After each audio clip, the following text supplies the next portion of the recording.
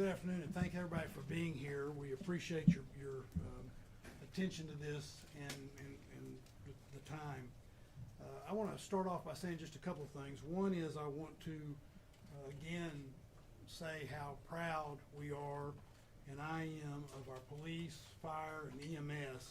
Our public safety professionals did a tremendous job, a job where they were moving quickly and bravely to make sure that lives were saved. There were lots of acts of heroism on Sunday morning. I also want to say a special thank you to the victim services of the Austin Police Department for the role that they're playing. They are doing their typical outstanding job. I thank our federal partners on behalf of the City of Austin, all of them. I want to reiterate our appreciation of their professional work. And of course, this investigation is still ongoing, but we deeply appreciate their being involved. I know that the people of Austin, Texas continue to hold the victims of this horrible tragedy in their thoughts and prayers. And then that leads me to also wanting to say a special thanks to the healthcare workers that have played such an important and prominent role in addressing the needs of Austinites after this tragedy. I'll have a few more things to say, but I want to bring up our Chief of Police, who, again, I deeply appreciate the work that she has done and the way she has handled this matter. And so, Chief Davis. Thank you, Mayor.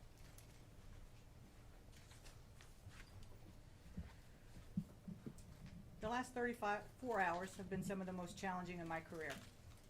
This has been difficult for our community, devastating to the impacted families, and challenging to our APD family. I want to thank our federal partners, Special Agent in Charge, and the evidence response team with the FBI. APD could not do this alone. We are still in the early hours of this investigation. This is a complicated and large crime scene.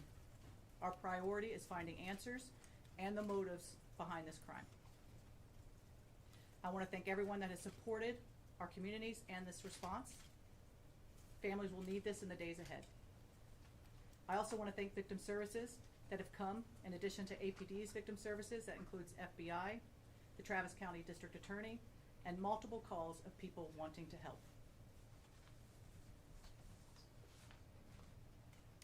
I cannot imagine the grief, pain, and loss these families are feeling today, and my heart is with them. Savitha, Sean, and Ryder Harrington. To the impacted families that are still waiting for answers, we are here for you. A family resource center is being stood up, as we know numerous people have been affected by this, and we are daily, hourly, getting calls of people that have been victimized by this. The department will be releasing information soon on what that looks like. When I arrived on this scene, again, it was complex and very large. The work being done by the Austin Fire Department, the Travis County Emergency Medical Service, and APD was quite impressive. Once the initial scene was secured, we reached out to our federal partners to assist in this resource-intensive scene and to address concerns of potential terrorism. We are working in tandem with the FBI, conducting numerous interviews and gathering evidence. If you can imagine, we have over 150 witnesses to this event that we are working with the FBI. And we are also investigating an officer-involved shooting. As I have committed in the past, in any officer-involved shooting, we will be releasing info as quickly as possible. Later this week, potentially Thursday, we'll be releasing body-worn camera of this event, as well as information on the suspect, including criminal history. Again, we are making, and I want you to know that we are making tremendous, significant progress in this case, but it will take time. In closing, I want to take a minute, as the mayor, echo the mayor, and talk about just the fantastic work that the Austin Police Department with the Travis County Emergency Medical Services did here. Multiple lives were saved. You know, in Texas, we are fortunate to have the Advanced Law Enforcement Rapid Response Training Center, and that's the Alert Center through Texas State University. And that training, there is no doubt that in that coordinated response with EMS saved lives this night. Mayor, I'll turn it back to you. I also want to point out that we're joined today by our city manager, T.C. Broadnax, and council member who represents the downtown area, Zoe Kadri. Before we take your questions, I want to say that we recognize that this is a very traumatic moment in our city. But when I talk about being proud of APD and fire and EMS, I want to also say how proud I am in how the people that are this city have reacted with such great compassion. We are all mourning together and grieving as a group, but we're seeing tremendous compassion and love coming out of the people of Austin. And so I urge everyone at this moment of trauma to reach out to each other and take care of each other and take care of our home. Be with each other. While this is a dark moment, our people are creating a lot of light in Austin, Texas. And what we do for each other matters. So now we're happy to, if there's a few questions, to take a few questions. We're gonna start over here. We can start over here and then we'll go here. Yeah, has this impacted any security plans for South by Southwest? It has not. You know, we have a press conference, I believe, next Thursday for our spring festival season. And certainly as we look at Austin and what makes Austin so great are those events. We are a major city police department and we go in best practices. I feel confident that the resources we have in play, South by Southwest, will continue on and it will be a safe festival season. Do we know how the suspects acquired these guns and whether they were acquired legally? The guns were required legally. I believe in 2017 out of San Antonio they were purchased. Can you tell us more about the victims? I think you said Savitha, Sean, and Ryder Harrison. Ryder Harrington. Yes. Harrington. Okay. Can you tell us more? Are they UT students? I think Ryder was a Texas Tech student. I don't know as far as what school they went to. That is certainly something that we can look into. But they were young. I believe Ryder was maybe 22 and Savitha 24 or 20 respectively. Are you able to share any details about the warrants that were executed yesterday in Del Valle and in Pflugerville? So anytime that you're doing an investigation like this, it's going to lead to search warrants. And so those warrants were based off information of where this person lived, addresses where he congregated, and evidence was taken from that. There is a video circulating on social media of an autonomous vehicle blocking emergency services near the scene on Sunday.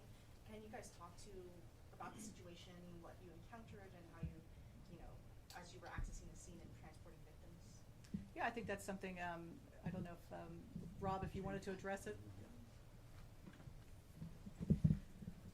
So, Rob Lukritz, Chief of Austin Travis County EMS. EMS, as well as our fellow public safety partners, work very closely with the autonomous vehicle vendors that operate here in the city of Austin. We had more than 20 assets, resources that responded to this event. As was said at an earlier press conference, we were on scene within 57 seconds. And so in the grand scheme of the impact on the overall incident, we don't believe it had any impact on patient outcomes. I will say that we're already in touch with Waymo and the autonomous vehicles to give them our concerns and work with them in order to try to address this moving forward. If you guys could raise your hands, please. We'll go here, then Jamal. And for the chief and for Agent Durant, can you explain what more you've learned about the possible motive? And I think it was reported that the suspect had a shirt underneath the sweatshirt that showed an Iranian flag. Is there a direct connection to the war in Iran with this shooting here? So I think for our purposes, as we're, looking at the totality of this, and certainly as a police chief, and we're coming in and we're getting this information, and we see those indicators, we see the second shirt with the Iran, the picture of the Shah on that T-shirt as well. We're thinking about events and what's occurring in the country as well. And so, in addition to the fact that this was a huge, complex scene, we're calling in those federal partners to take a look at that as well. And so again, the motives, all of those things, that's what this investigation is about right now. Go, Jamal. I don't mind. Oh, sure, go ahead. Okay. Go right ahead. Thank you. So I'll add on that, but first I just want to also express our regards for the victims' families, those impacted by this tragic event. It's not just those that were injured or killed, but obviously those that witnessed it are going to be forever impacted. And so just let them know we stand with you, and our thoughts are with you. With regards to the question, Yes, we, our ultimate goal in everything we do is to determine the motive, right? We're looking for connections that he possibly had, witnesses, as the chief had mentioned. We are pouring through thousands of hours of video. Have massive amounts of both digital and physical evidence, and this is a around-the-clock, 24-hour investigation at this point, and any declarations on what led to that motive would be premature, right? We want to make sure that we have our facts 100% correct, or as close to, or at least we've tracked down every possible lead that we can, because that's what we owe to the victims, right? That's what you guys want answers for, but more importantly, we owe that to the victims and their families to be right. So we don't want to speculate or make any guesses at this stage of the investigation as to what that motive ultimately was. Go Jamal. To maybe piggyback off of that, are you all looking into anyone else and maybe connected with the suspect at this time that you know of, or is there anything else about the suspect you can share, Chief? Again, we will have some criminal history, some background, that type of thing on Thursday when we address the officer-involved shooting. But as far as anyone else, that's all part of what that investigation is currently. Given some of his interactions with your agency previously, some of the social media posts attributed to him, had your agency or any agency identified him as a potential concern or a threat before this? We have not at the Austin Police Department, no. No, he was not previously on our radar. Agent Duran, I had a question for you. Yesterday, you mentioned that there was this potential nexus to terrorism that was being investigated. Can you tell us what that means in regular words, and also what those, what we've learned about that? So any act of targeted violence, which is what this was, we're going to pursue all investigative lines, right? And that is certainly one of them, along with multiple other avenues of where this could go, right? It's always very difficult to determine what's in an individual's mind that leads them to commit this type of violence. And so we will continue to, like I said, pour through the evidence, talk to witnesses, talk to friends, talk to associates that knew this person, obviously tracking movement leading up to and on the night of the event, and also going back as far back as we can trace them. That's what the FBI does, and we're doing that in lockstep with our partners, and we will continue to do that until we get that answer to determine what that ultimate motivation was. So we'll take 2 or 3 more questions. We're going to start in the back here, and then we'll go to Angela and end with Dante. Thank you. For either the chief or Special Agent Duran, how closely are you working with other major cities like the NYPD, the LAPD? We know New York put out a statement saying that they saw what happened in Austin and they're taking it seriously and it has put them on high alert. Are you talking to other cities? Can you tell me a little bit about that? Yeah, I think, being part of the Major City Chiefs Association, those are, in contact with all of those chiefs and what's going on. And everybody better be on heightened alert. I mean, this is, what happens across the country, we all need to be aware of, and certainly as major cities, you look at best practices and you look at the way you keep people safe. That's absolutely important, and there's probably not a police chief across this country that's not talking to someone. Angela and Dante, you'll have the final question. So yesterday, 3 patients were in critical condition. Has there been any status updates on the hospitalized patients? I believe 1 patient will be taken off life support sometime today, and then 2 other patients are still critical. Can you clarify the victims' names and age, please? The victims that were killed? Yes, ma'am. Savitha Sean, I believe she's 24. Could you spell that out, please? Savitha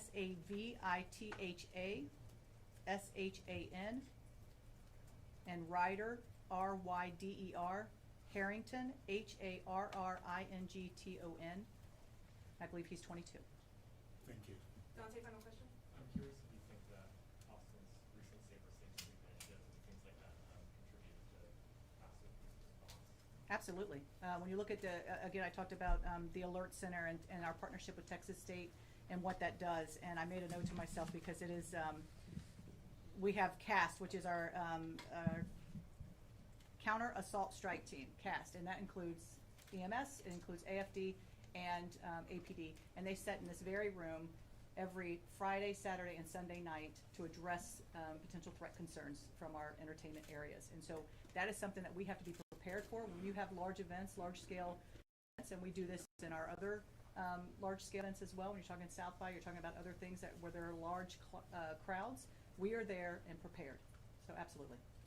Thanks so much, guys. If I might add one thing to that, in 2024, and Chief Lukeritz and I talked about this yesterday, I guess it was. In 2024, the city of Austin also created the Downtown Area Command with EMS so that we would be better ready. That's what the recommendations coming from the professionals in EMS said they wanted and needed, that sort of thing, so we would be better ready.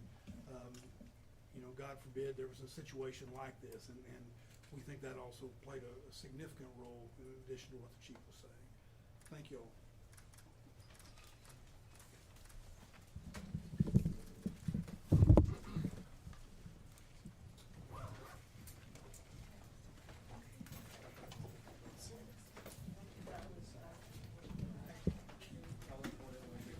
Everyone, just real quick, in closing, we will be sharing the information, the correct spelling of the names of the deceased, their ages as well, and then some additional resource information that we would like for you to help push out.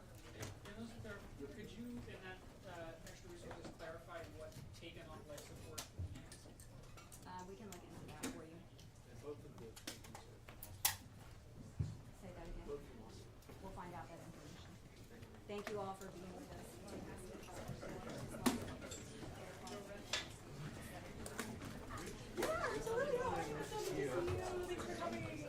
I'm so tired.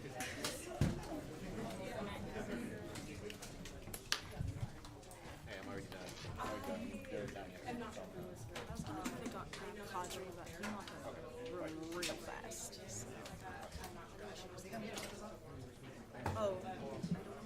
Let me ask them.